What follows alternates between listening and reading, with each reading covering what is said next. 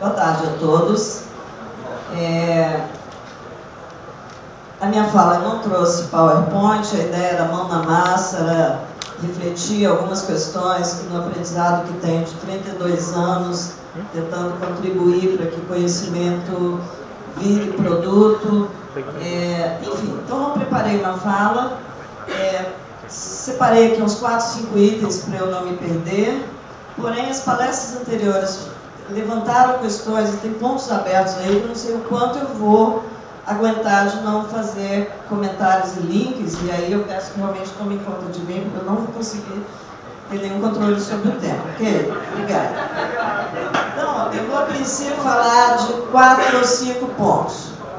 O contexto internacional, o nacional, o institucional e alguns destaques da experiência da Fiocruz, pelo menos contando 2 casos de transferência de tecnologia, para mostrar que inovação, cada caso é um caso, aqueles casos que superam o vale da morte, que você eventualmente chega à configuração de um produto, não é suficiente para que ele entre no mercado e gere recursos ou gere as soluções de problemas. Então, no primeiro item, eu como socióloga, tive sempre uma visão macroestratégica do sistema internacional de propriedade intelectual.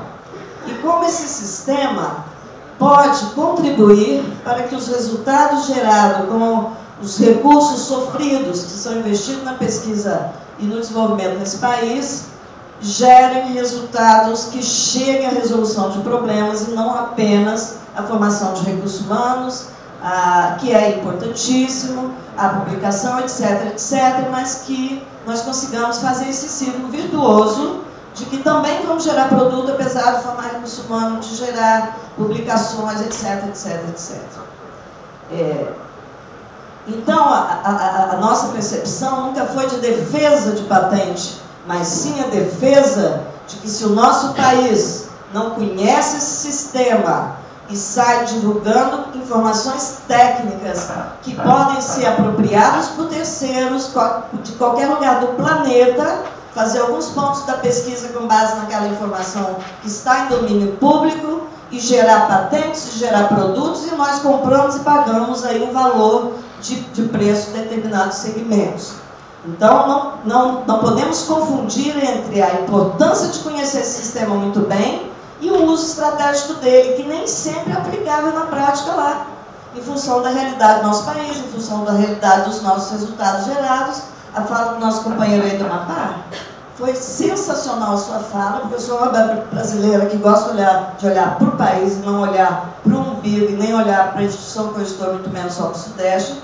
Então essa fala é muito significativa, ela reflete um conjunto de questões que refletem a fragilidade do ecossistema de inovação nesse país ainda, né? Então, só a última fala dessa coisa do Sistema Internacional de Propriedade Intelectual. Quem motivou a Convenção de Paris no final do século XIX? A indústria farmacêutica. Quem influenciou o Acordo do TRIPS no final do século XX? De novo as indústrias da saúde junto com as TICs, com as indústrias, é essa que o Gesil apresentou aí, o caso são segmentos que impuseram condições que o mundo parava para discutir aqueles tratados, eles paravam de cooperar, de investir, de fazer acontecer. Então é um sistema feito com a visão empresarial privada, e para nós, instituições públicas de um país que está aqui, né, no sul do Equador, né, debaixo da linha do Equador, temos que ter uma habilidade sensacional para lidar com isso. Então não podemos ser simplistas, patente ou não patente. Gente, a discussão é muito mais embaixo. Temos que ter capacidade de perceber que resultado nós temos na nossa instituição, que proteção legal é apropriada ou não, e não sair fazendo coisas sem pensar, porque gerar indicadores de patentear também é importante, mas não é suficiente para a inovação.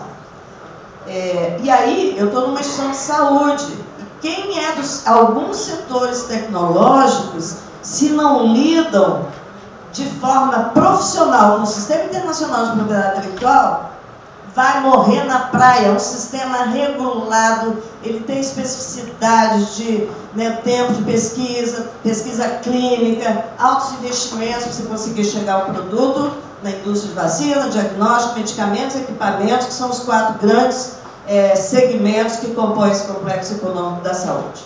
Né?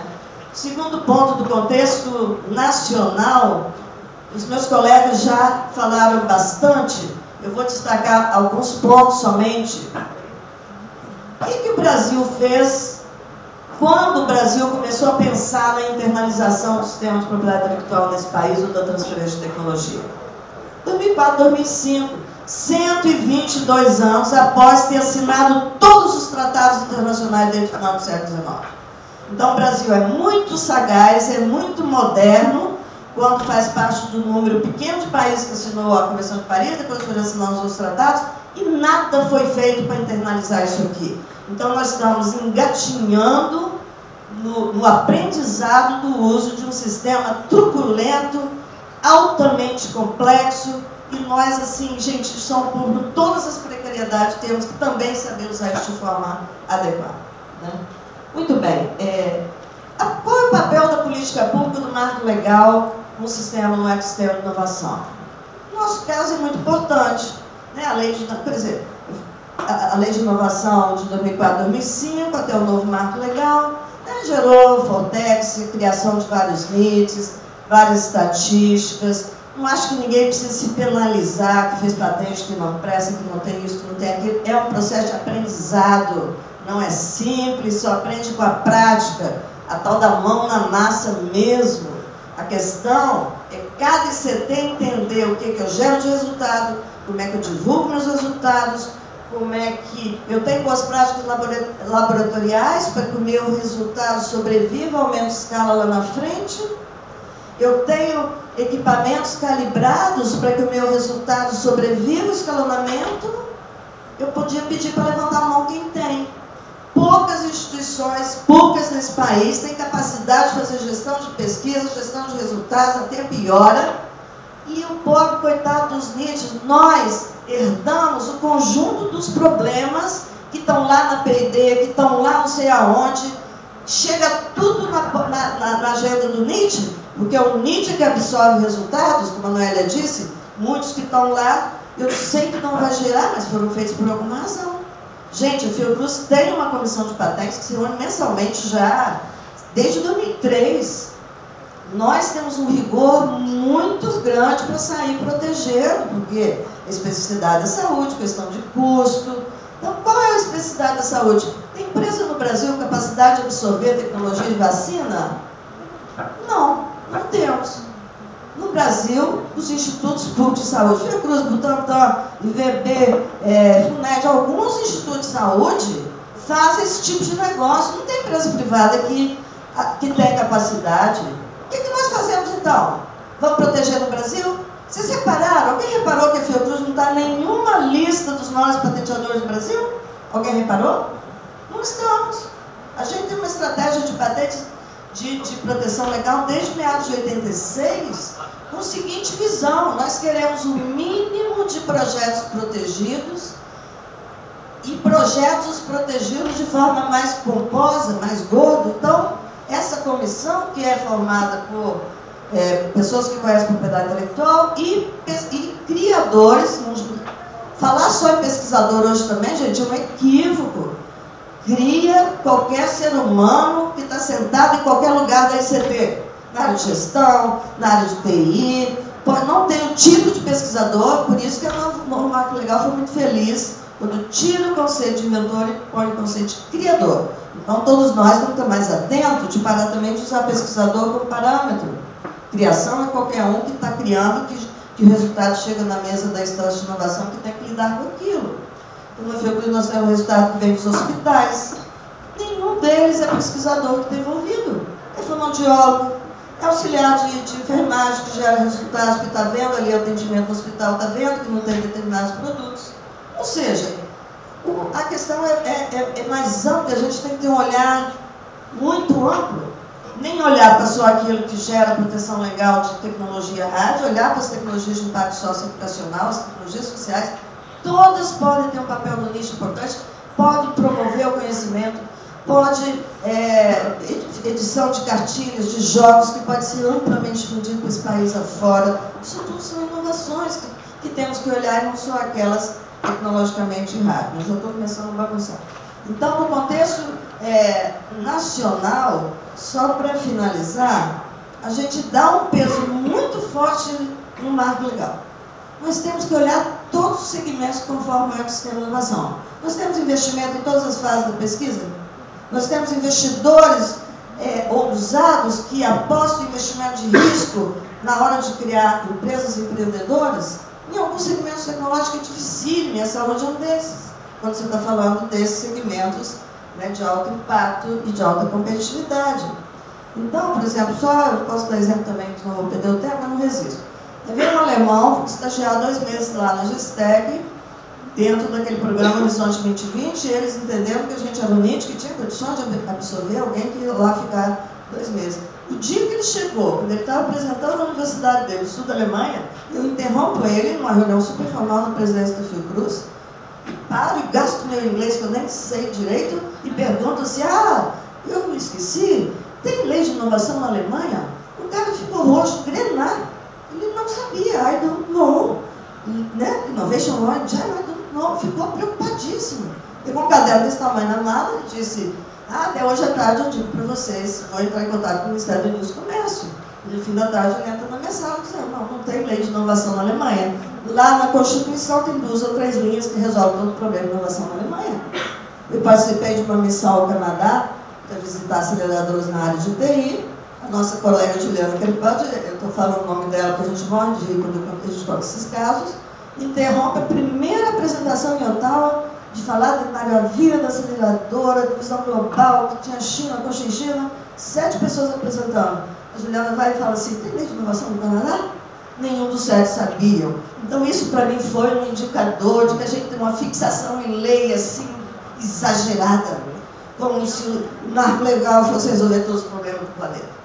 Esse marco legal da inovação e esse novo, ele cria N oportunidades que a ICT deve e pode ocupar.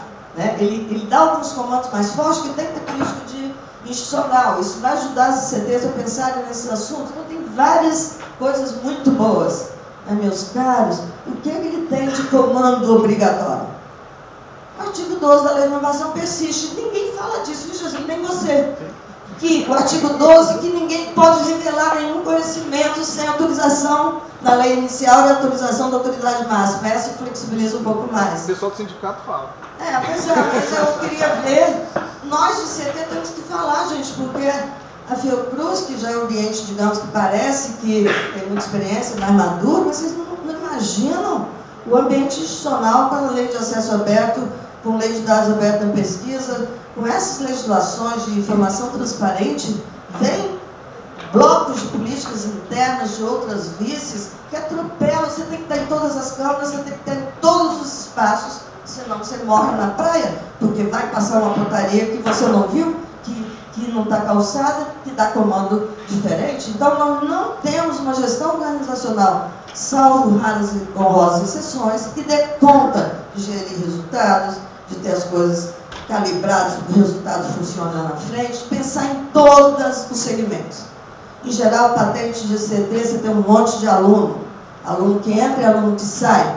Como é que você vai gerir um pedido de patente que vai levar 20, 25 anos, se você não tem a rastreabilidade de achar aquele aluno, não vai ensinar certas coisas se ele foi inventor? Eu já perdeu patente por isso, já perdeu patente porque um pesquisador visitante não assinou uma exigência formal nos Estados Unidos. A gente perdeu o maior negócio na área de diagnóstico de doença negligenciada do planeta, com patentes fortes em vários mercados, em vários países, porque um documento que não foi entregue numa determinada data no escritório daquele determinado país, vai tudo para o domínio público. Então, eu faltei fechar uma visão da Fiocruz, não aparecer na estatística de patentes, porque nós criamos mínimos para patente mau número de mercados.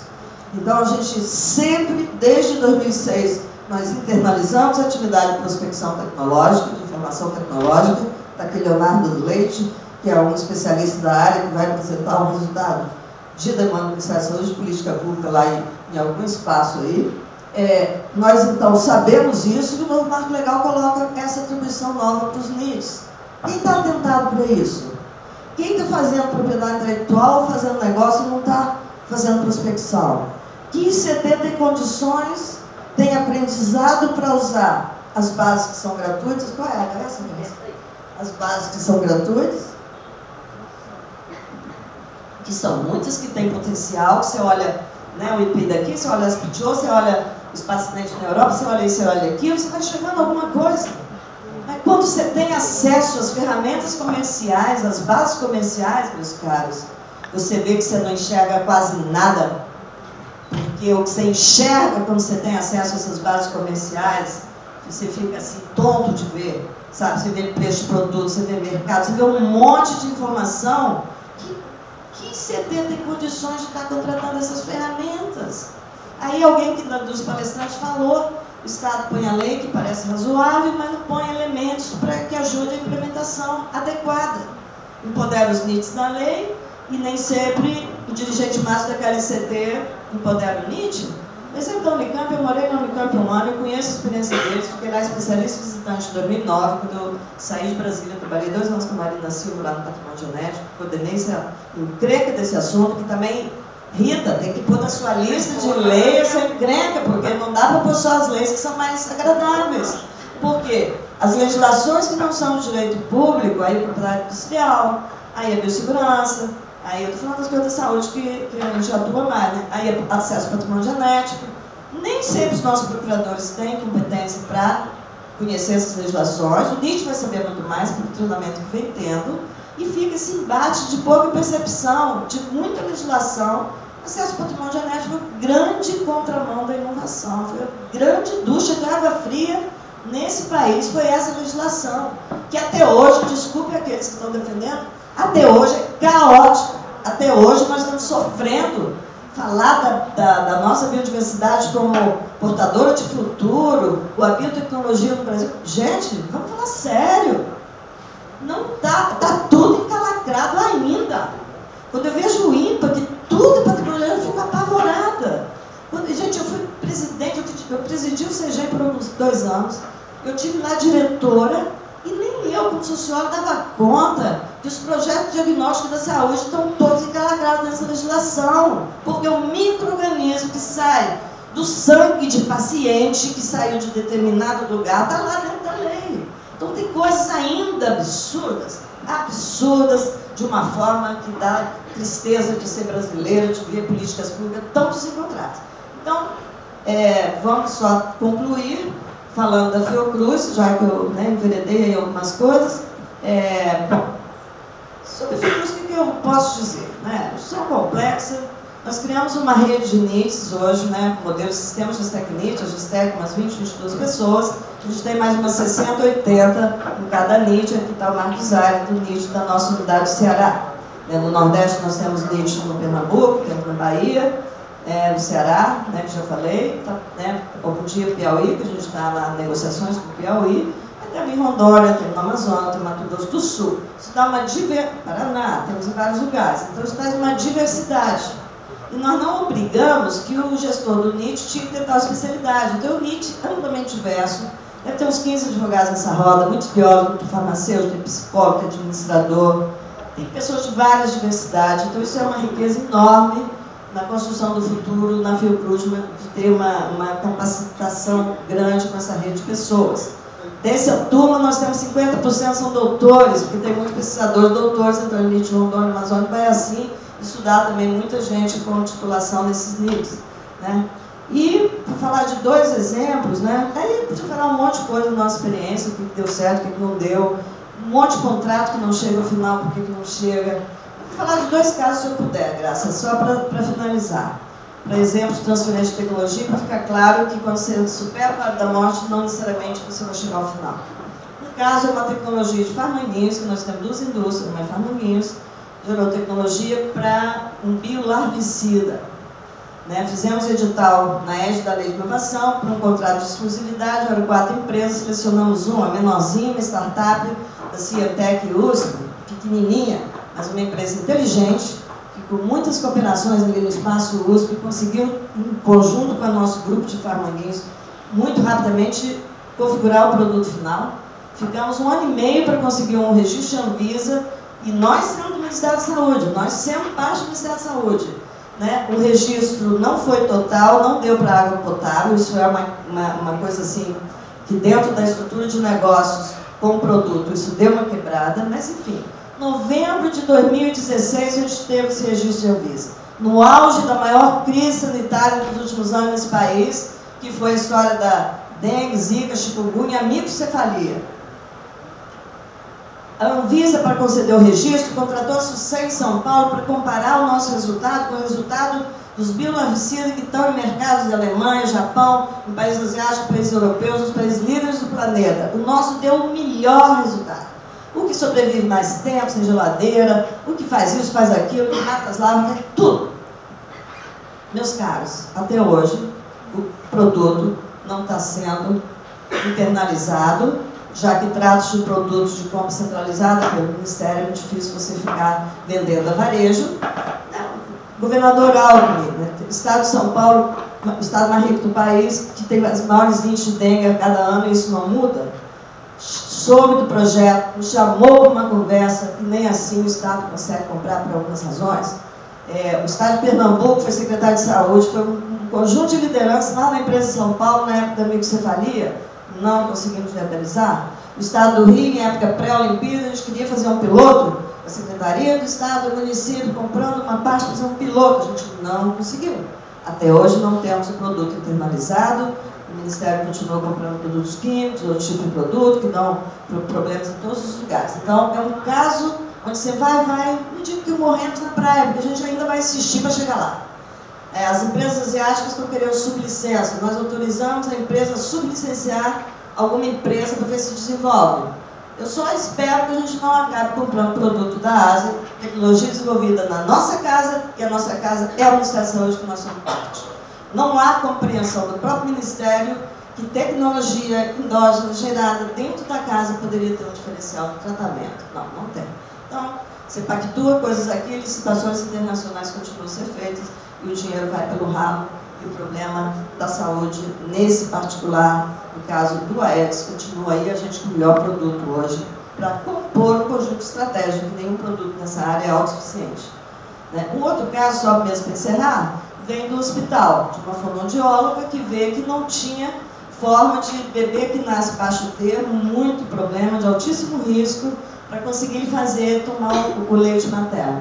Então, os hospitais do Brasil, do exterior, público e privado, improvisam dar o leite da mãe em copinhos diversos, de diversos tamanhos, em todos os lugares do planeta.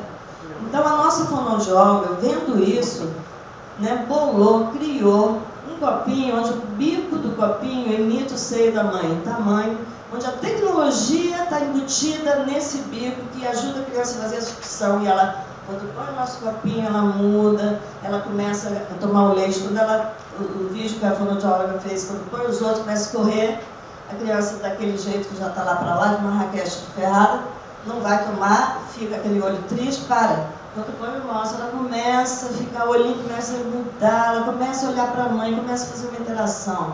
É um produto de baixo valor agregado, tem um mercado enorme no Brasil e no exterior.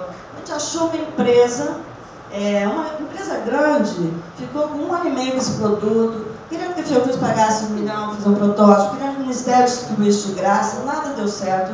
A gente pôs isso no programa de televisão, orientando o MIT que podia e não podia passar de informação técnica. Vieram algumas empresas, a gente fez um contrato sem exclusividade com uma empresa pequenininha, familiar do estado do Rio, que fez o primeiro protótipo em vidro, exigido pela SBTO, que a gente estava tentando uma patente dos Estados Unidos. Gente, eu nunca consegui, nos 32 anos de minha experiência na Fiocruz, ter uma patente concedida pelo SBTO de forma rápida, o envolvimento dos técnicos de um jeito fantástico. Então, a gente tem uma patente muito rápida nos Estados Unidos, está um pedido na Europa. Casos, esse é um desses casos que a gente ainda espera que ele vai chegar ao final, estando no mercado, resolvendo problemas. A gente tem muitos outros, cada caso é um caso. Eu não sei se a percepção da Noélia gera um tipo de solução diferente, tem problemas diferentes, tem desafios diferentes.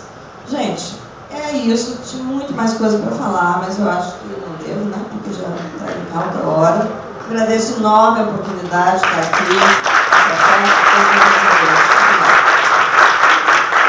Edilson Pedro, Ministério da Ciência, Tecnologia, Inovações e Comunicações. Muito interessante a sua exposição, né, professora? Eu sempre aprendo muito com você. Mas eu queria trazer aqui uma informação importante, que na regulamentação do Marco Legal, se não me engano, artigo 82 do decreto, a gente colocou uma demanda do Ministério da Defesa, e foi a questão de que as universidades brasileiras estavam repassando, fazendo contratos, acordos, né, com empresas e órgãos, inclusive governamentais americanos e de outros países, e repassando conhecimentos estratégicos à segurança nacional, à defesa, né, para esses outros países, sem o conhecimento, inclusive, dos MITs. Então, esse artigo 82, a gente vai ter que sentar com a defesa, emitir uma portaria indicando os setores, né? Mas isso que você traz é uma coisa que a gente realmente precisa pensar, não só na área de defesa e segurança, mas também na área de saúde, né? Como é que os NITs se posicionam de forma, com inteligência estratégica, para pensar em setores que são de interesse nacional, de interesse, né, do desenvolvimento nacional, que é, em geral, saúde, agricultura, né, segurança pública, defesa, e pensar nessa coisa que a professora Tupomian trouxe, que mais importante do que patentear é fazer a transferência tecnológica. Então, ao invés da gente correr para fazer a patente, primeiro a gente precisa correr para fazer a transferência tecnológica e moldar a patente ou a propriedade intelectual de acordo com o negócio da transferência, né? Acho que isso é uma coisa bastante importante, mas fazer esse filtro do que a gente vai realmente, em áreas sensíveis, tecnologias de saúde, em tecnologias, né, na área militar, de defesa, que a gente precisa ter esse filtro de que, olha, não, pera, isso precisa ser tratado de uma forma diferente, né? A gente precisa ter essa visão de desenvolvimento, né? Que é importante esse amadurecimento realmente para os NITs. Também estou aprendendo com ela, mas sempre a gente cita setores tecnológicos sensíveis, a saúde a gente tem certeza, defesa é outro, e esses todos que você citou. Então você olha a estratégia de propriedade intelectual, eu estou falando mais de propriedade intelectual quando eu estou falando de setores sensíveis, né? Por toda, não falei nada do empreendedorismo, de todo o braço que o Marco Legal e hoje o ambiente brasileiro começa a ficar mais instigante, com um pouco de recursos e editais para esse tipo de alternativas, mas ainda tem muitas questões que esses setores teriam que resolver. Por exemplo, no caso do petróleo, como a Petrobras, o tempo do petróleo é nosso, a Petrobras, a gente aprendeu a patentear com eles, mas o forte deles era fazer oposição a patentes por terceiros. A Petrobras não interessava ter API para licenciar terceiro, ela tinha API para entrar com oposição a qualquer um que quisesse proteger aqui. Isso é um exemplo de uma estratégia de um setor. O setor da aeronáutica, por exemplo, a Embraer não protegeu propriedade intelectual até 2006. A partir de 2006, com a configuração competitiva das 4 empresas concorrendo, sei lá o que, ela começa a entrar forte na questão da proteção, como uma estratégia de um segmento altamente competitivo. Então, quando essa coisa das ICTs reúne as universidades, Instituto de Pesquisa, eu às vezes brigo um pouco com o discurso de que fica sempre a universidade e empresa. Eu falei, gente, ICT é empresa porque os institutos estão aí. E os institutos têm especificidades muito fortes, porque, né, de energia elétrica, de minério, porque você está tratando de um segmento tecnológico, e esses institutos federais talvez tenham um pouco mais de capacidade de ter uma visão estratégica. Agora, quando cai no ambiente da universidade, e tem universidades, né, federais, estaduais, as privadas e várias, né, as PUCs, etc., com capacidade diferente, com olhar diferente, com escopo de ensino ou de pesquisa diferenciado, então também não dá para você pôr uma coisa comum.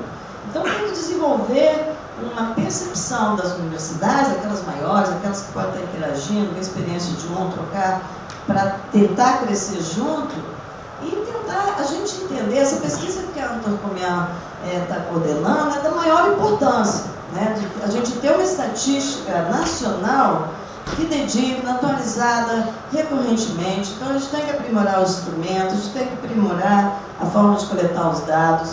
Eu sou daquelas que trabalho demais, não consigo ter tempo para olhar na internet nem nada. Então, acho que tem gente na equipe que faz. Então, eu mostro muita coisa que chega pelo Zap, chega pela rede, chega pelo e-mail. Hoje tem N porta de entrada, por exemplo. Esse convite aqui, eu falei que estou indo hoje. Eu estava com um problema particular, eu só vi ele na última hora. Eu estou aqui meio de improviso, assim. Quando eu vi, eu fiquei feliz. Ah, que bom, vou fazer força para ir e acabei vindo. Porque eu prezo muito essas discussões, principalmente quando você está em regiões que pega mais gente da região do que quando você está lá no Rio, São Paulo, sei lá o que você pega, porque tem passagem que pode ir. Então eu prezo muito essa oportunidade de estar aqui. Mas, enfim, eu não respondi essa questão, é uma questão ampla. Eu vejo que o Marco Legal ela cria algumas exceções de interesse público, e a saúde com certeza está dentro. É a nossa habilidade, capacidade de usar essas ferramentas que a outra emprega. No caso nosso, tem que estar totalmente harmonizado com o Ministério da Saúde, para ter uma estratégia mais pomposa na área de saúde, muito mais quando envolve direito que é envolvido num segmento altamente turbulento e cheio de manhas e artimanhas. Não é fácil lidar com a grande indústria farmacêutica e biotecnológica do planeta.